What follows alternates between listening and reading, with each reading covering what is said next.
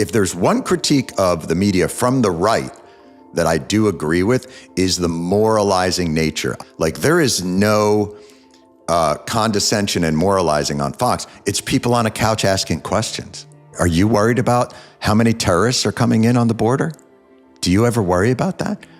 Whereas if you turn on MSE sometimes, you're like, it's like birds descending, you know, at sea on a tuna boat going, that's factually incorrect.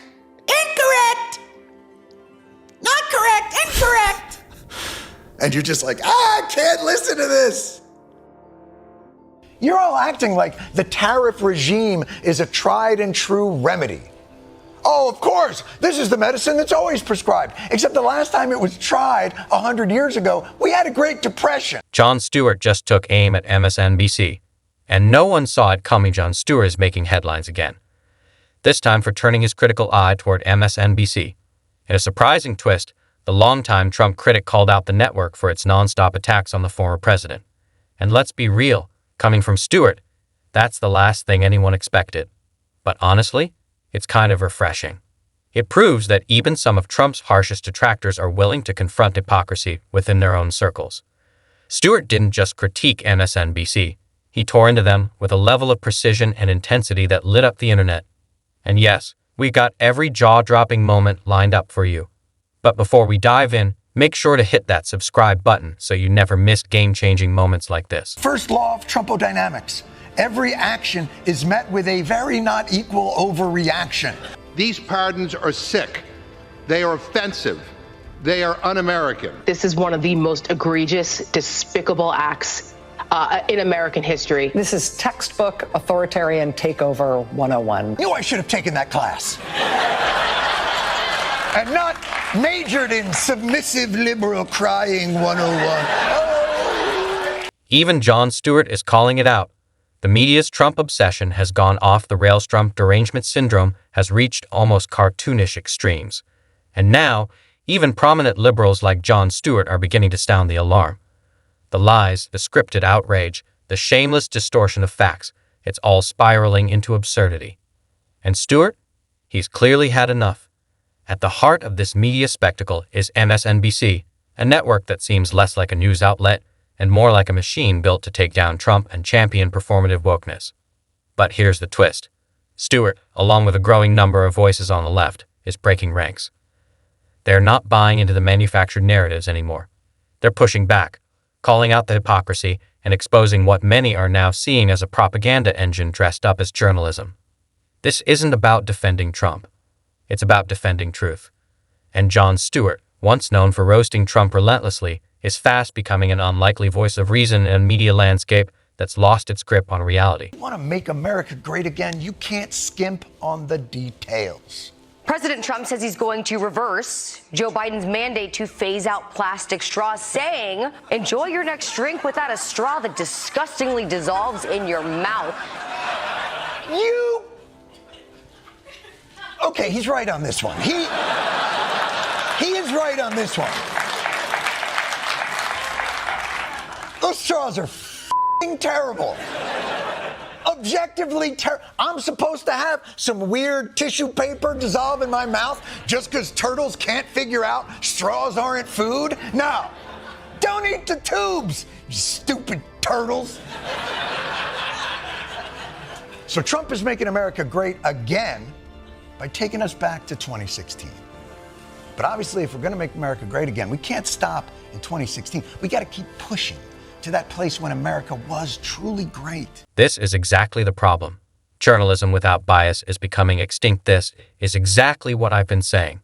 Honest, unbiased journalism is becoming a rare breed. These days, it feels like straight-shooting reporting is practically extinct. Take Biden's environmental policies, for example. Some of them are so outlandish, they border on parody. These are the kinds of decisions that demand scrutiny, even ridicule. But do you think MSNBC or CNN will challenge them? Not a chance. You could put undeniable flaws in Biden's agenda right under their noses, and they'd still find a way to spin it as a victory. It's as if holding the left accountable is off limits. When Democrats are in power, these networks stop acting like journalists and start reading from a script. PR dressed up as reporting. But here's the thing. The American public is catching on.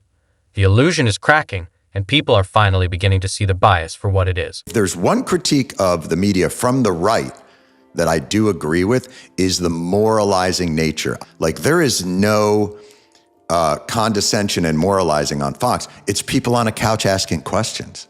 Are you worried about how many terrorists are coming in on the border? Do you ever worry about that?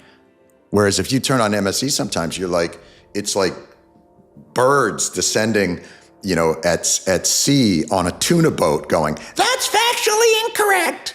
Incorrect. Not correct. Incorrect. And you're just like, I can't listen to this. MSNBC's bias isn't just obvious. It's blatant. MSNBC seems to be running a full-time anti-Trump, anti-Republican campaign disguised as news coverage. Every word from Trump or his allies is dissected, fact-checked down to the syllable, and spun into breaking news, no matter how minor the misstep. It's relentless, calculated, and constant. But where was that same level of scrutiny when Joe Biden took office? Suddenly, the fact-checkers went silent. Blunders were downplayed. Broken promises were rebranded as policy evolution.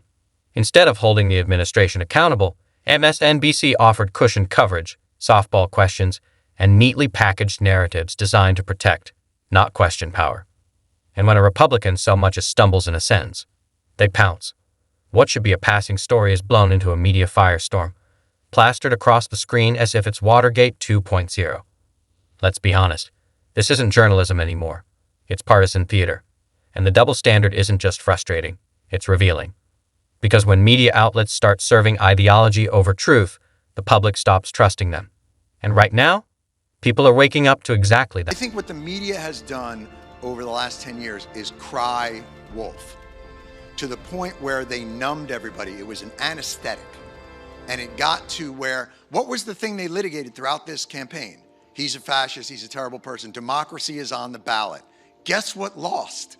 At the ballot. If you told us democracy is on the ballot, well, democracy got its ass kicked by a majority vote. So I'm very cautious about when to know, like, yeah, hopefully I won't do it the night after Kristallnacht. I'll get it, like, but it's like, when do you put your dog down? Like, it's one of those things, like, you're not quite sure.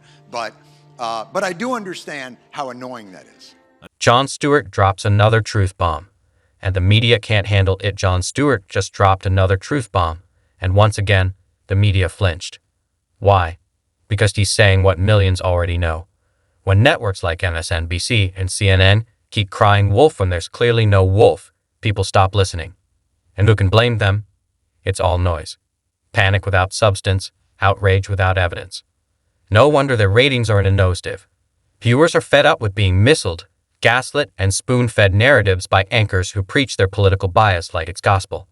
That's exactly why more Americans are tuning out legacy media and turning to independent outlets, where reporting isn't wrapped in spin or served with a side of smug condescension.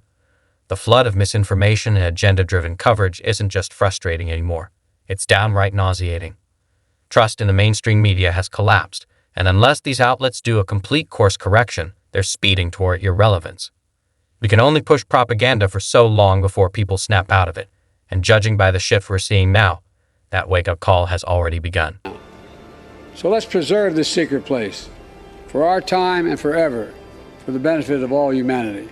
Thank you very, very much.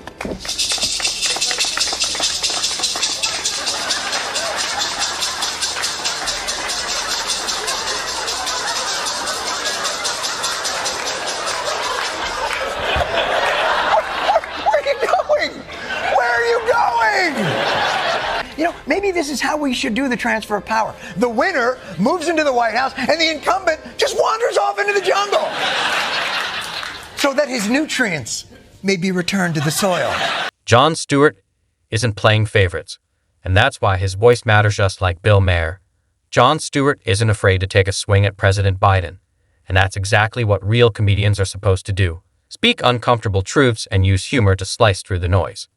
Stewart doesn't tiptoe around party lines, and he's not interested in playing nice with political correctness. He calls it exactly how he sees it. Actually, the response to the first show last Monday was universally glowing. Jon Stewart is facing massive backlash from Democrats over his comments about Joe Biden. Oberman tweeted, well, after 9 years away, there's nothing else to say to the both side is fraud Jon Stewart bashing Biden except please make it another 9 years. Christy Jackson tweeted, sorry, but I won't be watching you either. Okay. Maybe not universal. But that was on Twitter. Everything on Twitter gets a backlash. I've seen Twitter tell labradoodles to go themselves. Labradoodles.